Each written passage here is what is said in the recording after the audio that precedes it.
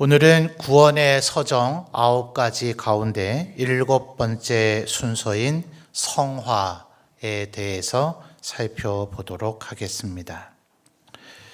사실 성화라고 하는 이 두 글자는 우리 한글로 번역된 성경에서 나오지는 않습니다.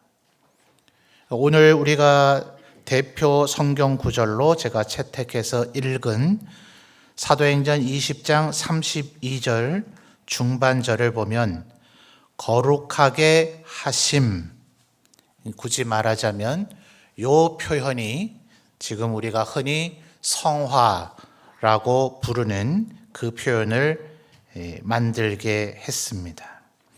이제 이어서 살펴보겠지만 지금 32절에서는 거룩하게 하심이라 하는 것은 내가 하는 것이 아닌 거죠. 이런 걸 이제 능동형이 아니라 수동형이라 그러죠. 내가 거룩하게 되면 거룩함, 또 거룩함을 추구함, 이렇게 표현해야 될 것인데, 거룩하게 하심이라고 하는 말은 하나님께서 우리를 거룩하게 하신다는 것을 의미하는 거죠. 또 거룩함 이러면 거룩하게 된 것이 완결된 상태일 텐데, 거룩하게 하심이라는 표현 자체가 계속적으로 지속적으로 진행되는 것을 이야기하는 거죠. 그래서 거룩에 해당되는 단어인 거룩할 성자, 그리고 무언가 이루어지고 진행된다는 화자, 이 두 개를 써서 흔히 성화라고 표현하고 있는 것입니다. 굳이 그렇게 한자어로 바꿀 필요가 있었는가? 왜냐하면 성경 안에서는 약간 다르게 느껴지는 표현들도 존재하기 때문에 그렇습니다. 베드로전서 1장을 또 좀 찾아볼까요? 베드로전서 1장입니다.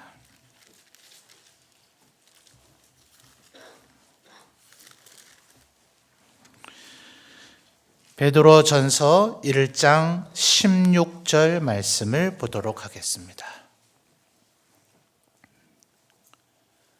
베드로전서 1장 16절 우리 성도님들 읽어주세요. 시작.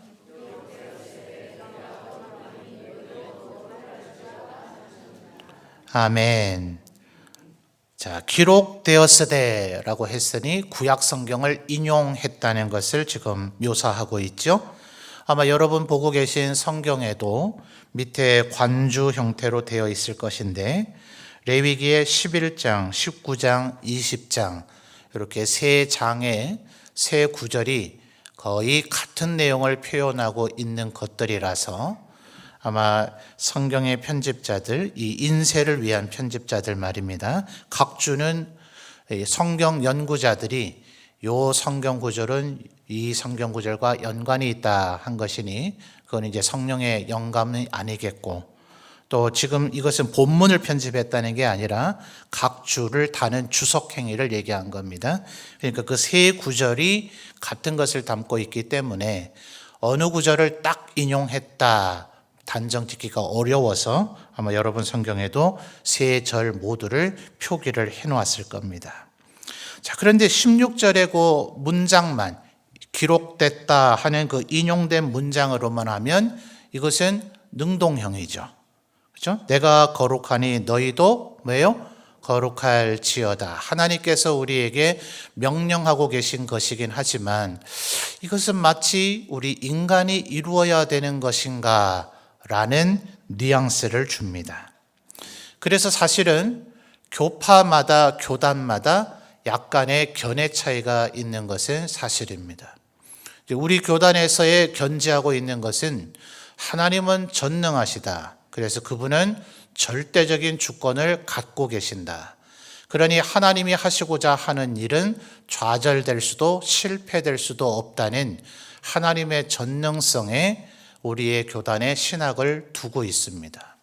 우리와 가장 대표적으로 배척점에 있는 것이 감리교단 쪽의 신앙인데, 그들은 하나님께서 인간을 구원하고자 하실 때 인간의 호응과 반응이 있어야 된다라고 생각을 하죠. 그래서 이것도 우리의 인간의 노력에 따른 성화의 의지 혹은 성화의 결단이 있어야 된다는 주장을 하는 이들이 있습니다. 그렇게 되면 예수님의 우리를 향한 그 보혈의 희생이 뭔가 인간의 협력을 요구해야 된다면 완전성의 결여가 생겨져 버리죠. 그래서 우리 교단은 그것에 동의하지를 않습니다. 왜냐하면 여러 구절들이 하나님에 의해서 결국은 거룩해질 수밖에 없다는 걸, 인간이 거룩해질 수 있었다면 그러면 스스로 구원도 쟁취하고 이뤄낼 수 있었어야 되지 않겠어요? 그러지 않다는 것을 성경 전체가 증거하고 있기 때문이죠. 자, 1장 16절을 봤는데 1장 2절만 보셔도 그렇습니다. 베드로전서 지금 읽었잖아요. 베드로전서의 1장 2절 우리 성도님들이 또 한번 읽어봐 주실까요? 시작.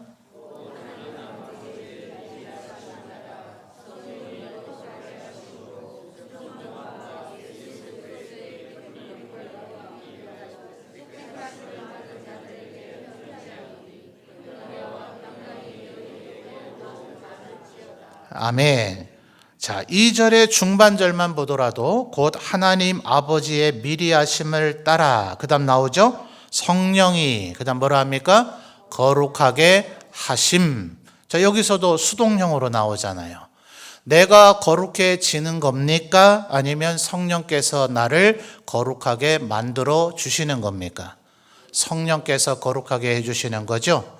공교롭게도 부활주의를 지나서 이제 성령 강림주일이라 우리가 따로 지키지는 않지만 오전에 말씀드렸듯 성령님과 관련된 부분들을 석 주간에 걸쳐 살펴보자 했는데 오늘 저녁에 이 성화의 얘기는 성령님을 빼놓고서는 이야기할 수가 없어요. 자, 지금까지 우리가 살펴봤었던 구원의 서정들의 몇 가지만, 핵심 명제만 다시 한번 복습을 해볼까요? 첫 번째는 소명이었고 두 번째는 중생이었습니다. 거듭남이라고 이야기를 하죠. 니고데모가 예수님을 찾아왔을 때 네가 거듭나야만 하나님 나라를 볼 수 있다 하였는데 알아듣지 못하는 니고데모를 위해서 예수님께서 해설해 주셨어요. 요한복음 3장 8절을 보시면 성령으로 난 사람이 바로 거듭난 사람이라고 얘기합니다. 누구로 난 사람이라고요? 성령으로 난 사람. 그러니 거듭나는 것, 내 의지로 내가 한번 거듭나 봐야 되겠다, 한번 거듭나 볼까 이런다고 해서 될 일입니까? 아니죠. 성령님께서 거듭나게 해주심으로 오늘 계속 보면서 성령님이 많이 강조될 거예요. 성령님께서 거듭나게 해주시는 것이 중생이다 하는 거예요. 네 번째에서는 믿음, 신앙에 대해서 살펴봤죠. 대표적인 성경 구절이 에베소서 2장 8절입니다. 너희가 하나님의 은혜로 말미암아 믿음으로 구원을 받게 되었으니 이것은 뭐라고요? 하나님의 선물이라 그랬습니다. 자, 하나님의 선물이란 말은 뭐 설명하고 생각해 볼 여지가 없이 하나님이 행하신 일이잖아요. 내가 얻어낸 게 아니죠.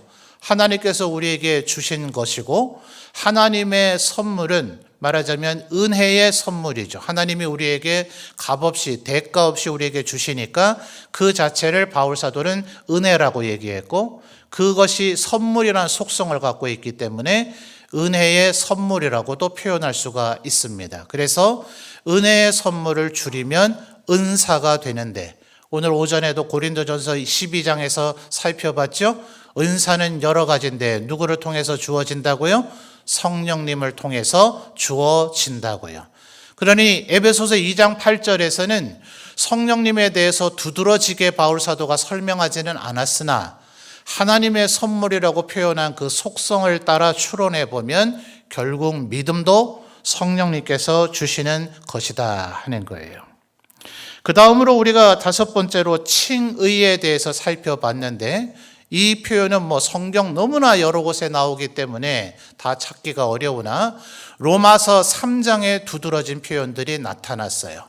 거의 6, 7절마다 의롭다 하심 이런 표현들이 계속해서 나타났는데 그 의롭다 하심을 받게 되는 원인은 하나님의 은혜이고 또한 믿음이라 그랬습니다. 지금 이미 중생과 신앙에 대해서 설명하면서 은혜가 누구를 통해서 주어지는지 또 믿음이 누구를 통해서 주어지는지 살펴봤죠. 그러니 칭의도 결국 성령님을 통해서 주어지게 됩니다. 그 다음 수양이라고 하는 양자 되심 또 아들이 되도록 하심을 살펴봤는데 이것에 또 여러 구절들이 나타나는데 그 중에 하나인 에베소서 1장 5절을 보면 예수 그리스도로 말미암아 우리를 하나님의 아들들이 되게 하셨다 하는 거예요.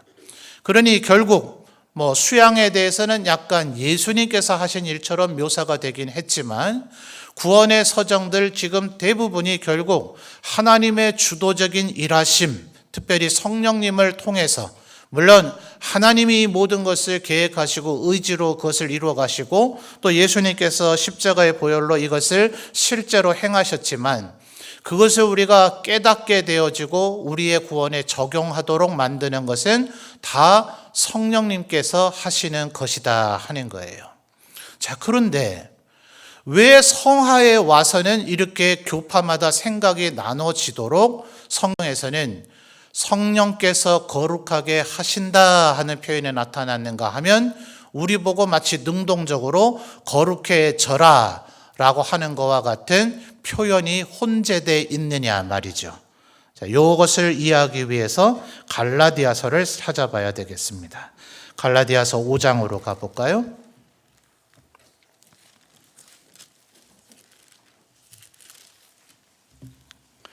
갈라디아서 5장 16절에서 18절까지의 말씀을 보도록 하겠습니다.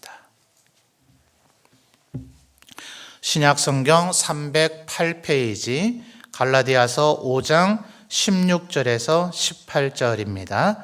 세 절입니다만 우리 성도님들 읽어주세요. 시작.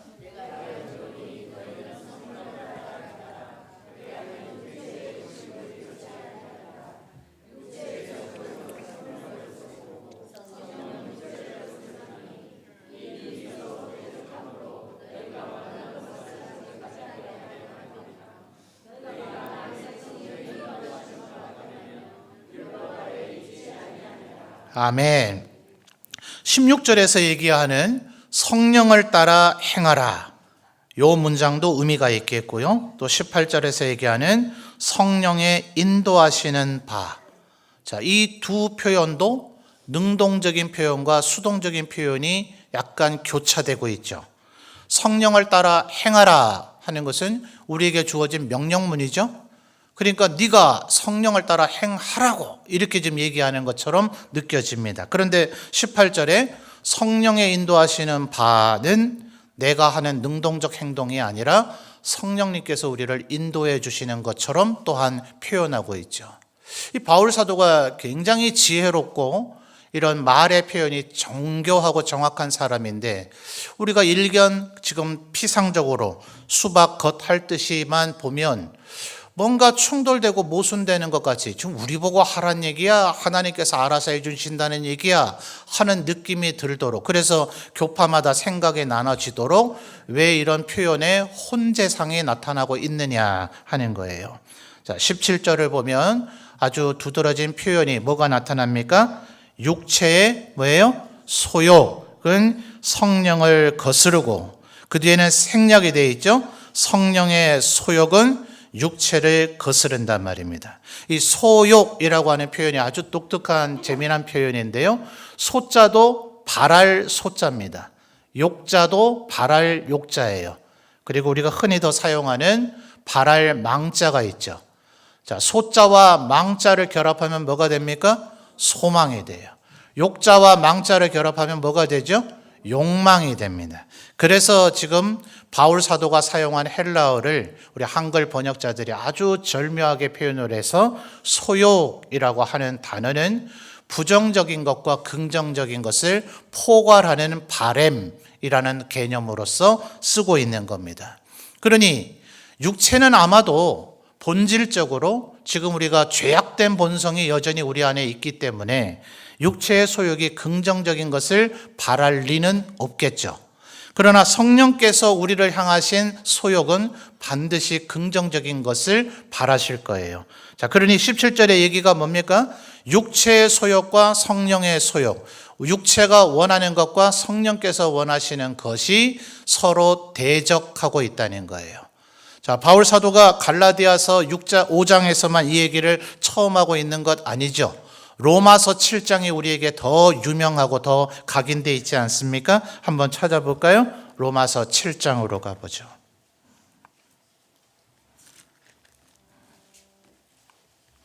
로마서 7장 24절입니다. 22절부터 읽어야 정확히 이해는 되겠네요. 로마서 7장 22절에서 24절까지의 말씀, 우리 성도님들 읽어주십시오. 시작. 내 속 사람으로는 하나님의 법을 즐거워하되 내 지체 속에서 한 다른 법이 내 마음의 법과 싸워 내 지체 속에 있는 죄의 법으로 나를 사로잡는 것을 보는도다. 오호라, 나는 곤고한 사람이로다. 이 사망의 몸에서 누가 나를 건져내랴. 아멘. 24절의 표현이 우리에게 너무나 유명한 표현 아닙니까? 바울 사도가 지금 스스로도 얼마나 이 사이에서 갈등을 했으면 자기 자신을 곤고한 사람이라고 얘기했어요. 아까 갈라디아서 5장에서 표현한 바대로 하면 육체의 소욕과 성령의 소욕이 대립되듯이 지금 로마서 7장에는 뭐가 대립됩니까? 22절에 하나님의 법과 23절에요. 죄의 법이 갈등을 일으키는 것이 우리 가운데 있다 하는 겁니다. 자, 그러니 성령님께서 우리를 위해서 해주시는 거지만 우리가 뭔가 해야 될 것 같은 그 느낌이 있기는 해요. 자, 그렇다면 그게 과연 우리가 자주적으로 혹은 독립적으로 혹은 능동적으로 할 수 있는 일인가 한번 다시 찾아보죠. 아까 이미 베드로전서를 봤습니다만 베드로전서 1장으로 다시 되돌아가 보겠습니다. 논리적으로 설명을 이어가기 위해서 어쩔 수 없이 한번 더 봐야 될 것 같아요. 베드로전서 1장으로 다시 돌아가 보죠.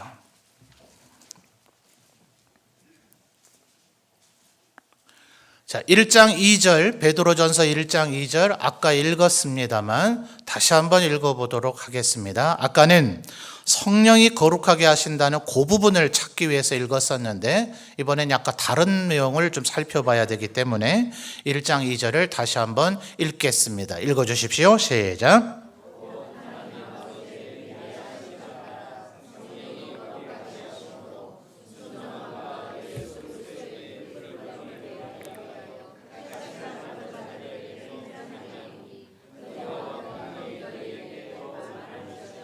아멘.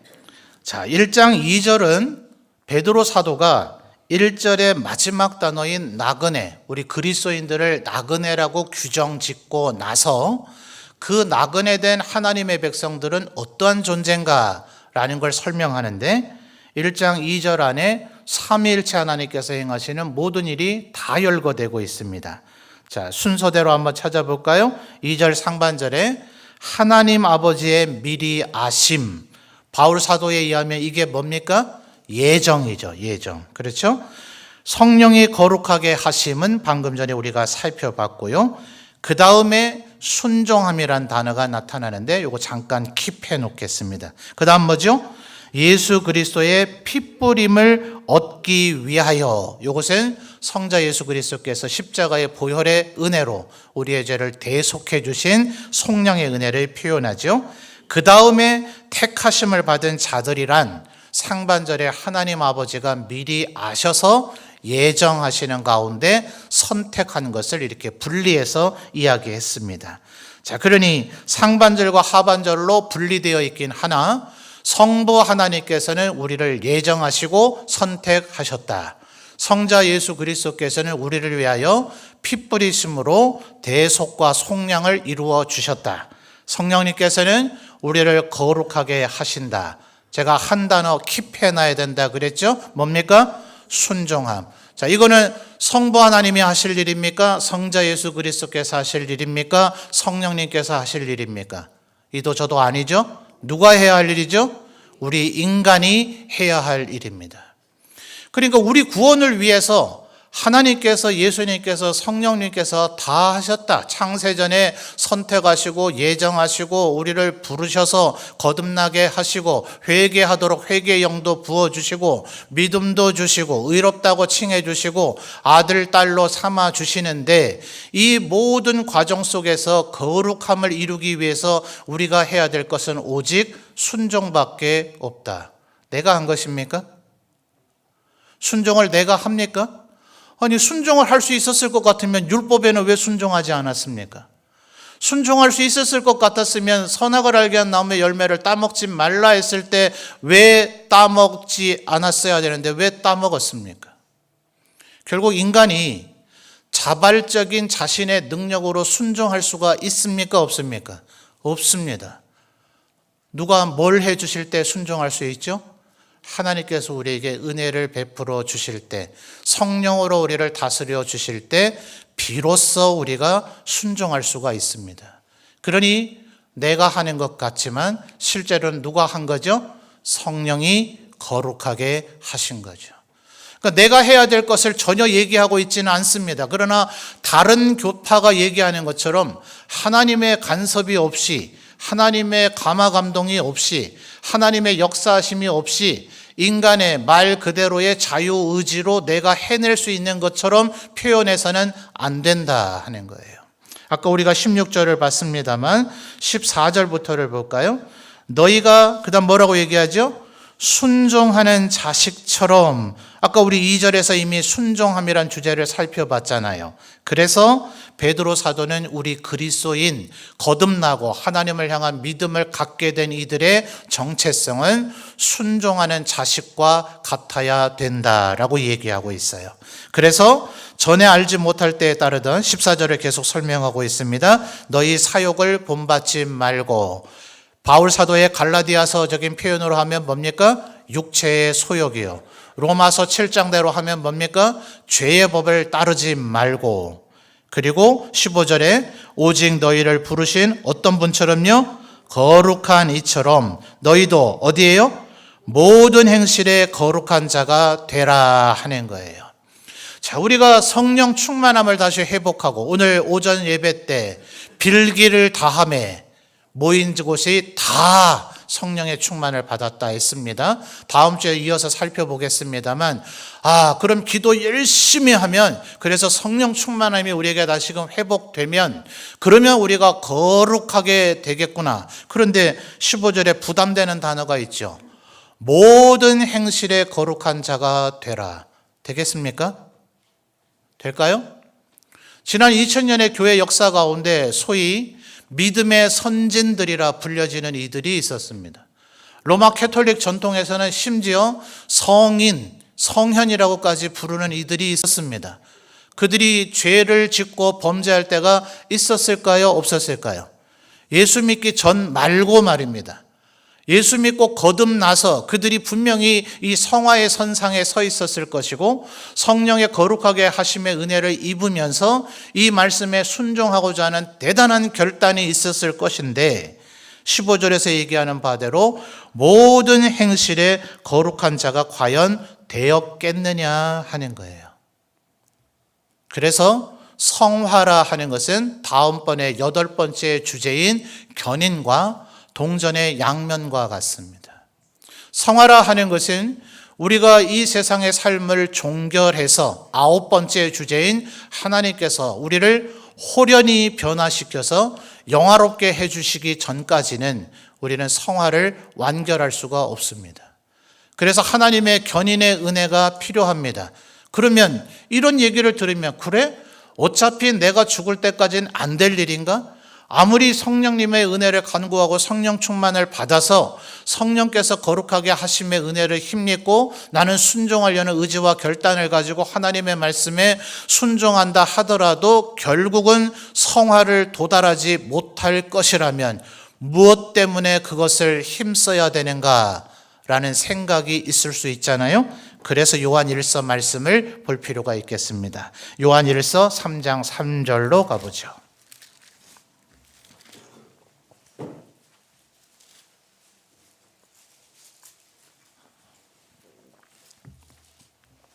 요한일서 3장 3절입니다. 읽어주십시오. 시작.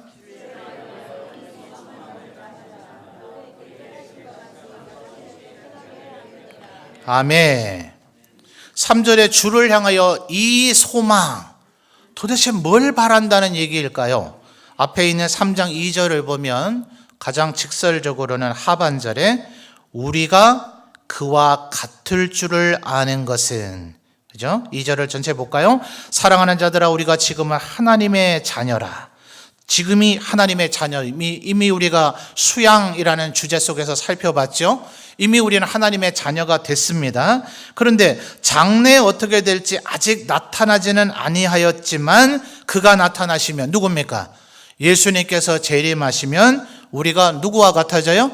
예수님과 같아질 것이라고요. 이 또한 요한 사도만 이야기하는 것이 아니라 바울 사도도 우리의 낮은 몸을 그날이 되면 호련히 영화롭게 하실 것이라고 그의 서신 여러 곳에서 이야기하고 있지 않아요. 그러니 주님의 영화로움 같이 우리끼리의 도토리 키재기 하는 게 아닙니다. 지금 성경이 우리에게 얘기해 주는 것은 그날 하나님과 같아질 것이다. 물론 역시 하나님과의 공유적 속성과 비공유적 속성이 있어서 하나님처럼 전능한 존재가 된다고 여겨서는 안 됩니다.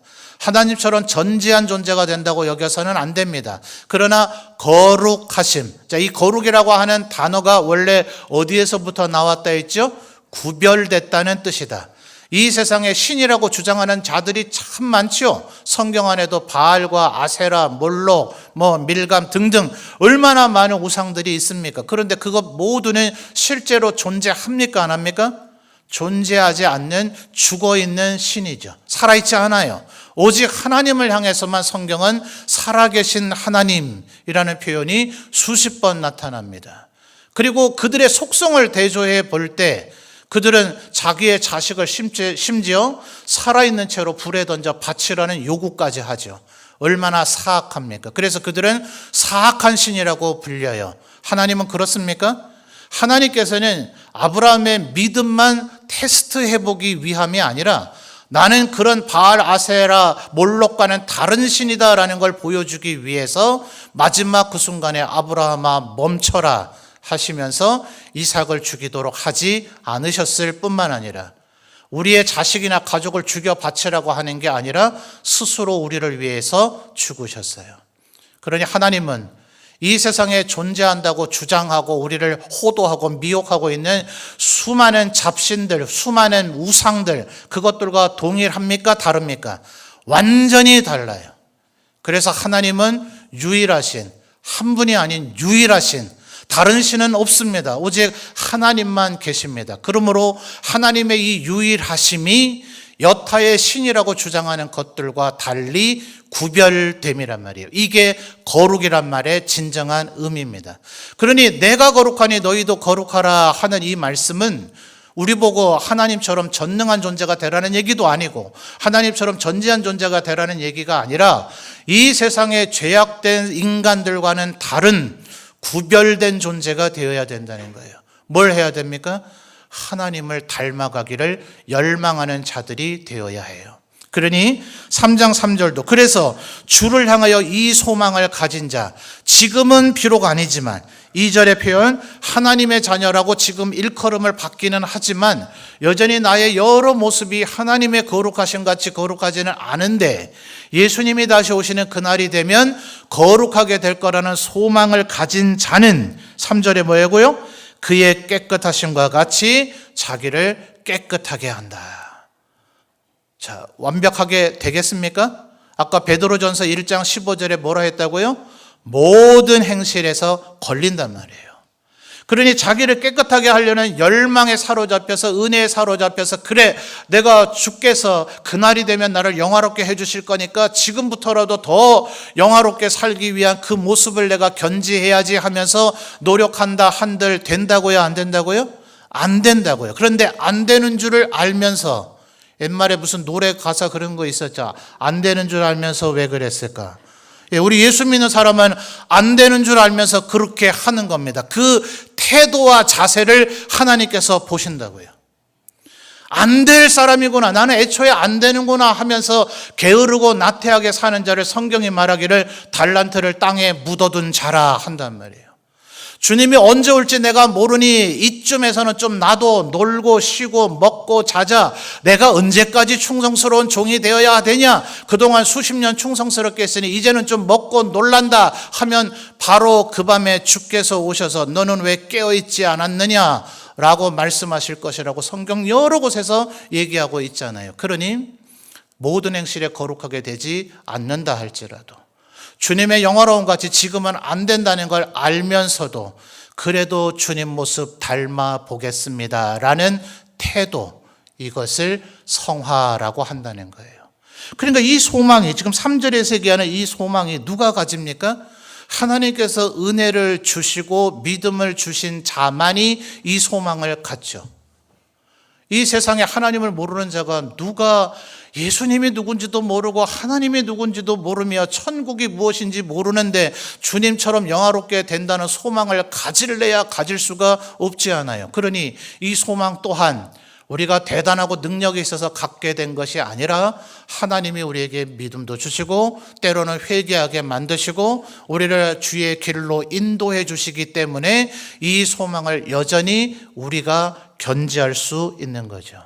자, 그렇다면 지금까지 순종함과 소망을 가지라, 이것이 성화를 우리가 이루어가는 구체적인 방법으로 하나님의 말씀이 제시해 주고 있는 겁니다. 마지막으로 디모데전서 4장 5절만 한 구절 찾아보고 말씀 정리하겠습니다. 디모데전서 4장 5절 볼까요? 자, 지금 성화라고 번역된 것이 결국 성경에서는 거룩함, 거룩하게 하심, 이런 것들을 한자적으로 표현한 것이라 그랬습니다. 디모데전서 4장 5절은 정확하게 우리가 어떻게 성화를 이루어갈 수 있는지를 설명해 주죠. 디모데전서 4장 5절 우리 성도님들 읽어주세요. 시작. 아멘. 이건 뭐 부연 설명할 필요가 없을 것 같아요. 말씀과 기도. 오전에도 살펴봤잖아요. 하나님 말씀 어떻게 알게 됩니까? 에베소서 1장에서 너희를 위하여 내가 이렇게 기도한다. 하나님께서 너희에게 지혜와 계시의 영을 주셔서 너희들을 밝히 비춰주시사 하나님의 너희를 향한 그 계획과 그 역사하심이 얼마나 위대한 것인지를 깨달아 알게 하시기를 원한다 했으니 말씀은 오직 하나님께서 우리에게 주시고 깨닫게 해주시는 거죠. 기도 또한 마찬가지입니다. 우리가 하는 듯 싶으나 하나님께서 우리를 기도의 자리로 이끄시고 우리의 입을 여서서 기도하게 하시죠. 그러니 오늘 이 저녁에도 여러분이 분명히 여러분의 두 다리로 예배당으로 오셨을 겁니다. 근데 내가 왔습니까? 하나님이 인도하셨습니까? 하나님이 인도하셨기 때문에 바울 사도가 나의 나 된 것은 다 하나님의 은혜라 하는 것처럼 일견 성경의 문자적인 표현은 하나님 앞에 순종하라. 너희의 마음에 소망을 품고 너희를 깨끗하기 위해서 노력하라. 하나님의 말씀과 기도에 사로잡혀 있으라 라고 얘기하고 있으나 이것들의 본질적 속성상 우리가 해낼 수 있는 것이 아니라 하나님께서 언제나 은혜를 베풀어 주실 때 우리가 거룩해질 수 있고 깨끗해질 수 있고 소망을 가질 수 있고 말씀과 기도를 가질 수 있으니 우리가 거룩해라, 거룩해져라 라고 성경이 얘기하고는 있으나 최종적 결론은 성령님께서 우리를 거룩하게 해 주시는 것이구나 라는 것을 이해할 수가 있겠죠. 그러니 우리의 구원의 서정 9가지 첫 번째부터 마지막까지 우리가 하는 듯 하나 실상은 전적으로 하나님께서 우리에게 해주시는 하나님의 은혜입니다. 그러니 어찌 은혜 아닌 다른 말로 표현할 수가 있겠습니까? 이 세상에 어떤 이런 신이 있습니까? 자기가 만든 먼지와 버러지와 같은 이 피조물을 한번 구원해 보시고자 처음부터 끝까지 우리 위해서 친히 행하시는 하나님. 성경이 뭐라 표현합니까? 하나님의 열심히 특심하시니 하나님의 열심히 이를 이루시리라. 이 주님의 마음을 알고 이해하게 됐으니 어찌하든지 내 육체의 소욕을 억제하고 주님 성령으로 나를 다스려 주십시오. 주님 앞에 순종하겠습니다. 그러니 말씀과 기도를 늘 힘쓰겠습니다. 이렇게 다짐하고 결단하셔서 우리를 이끌어 가시는 성령님에게 순응하고 순종하셔서 거룩하게 되어지시는 성화를 이루어 가시는, 비록 주님 앞에 서게 되는 날까지 완결하지는 못하겠으나 그래도 줄기찬 열정을 가지고 불굴의 의지를 가지고 주께서 이루어 주실 것이니 주님 거룩하여지기를 소망합니다. 이렇게 기도하며 나아가시는 저와 여러분이 되시기를 바랍니다.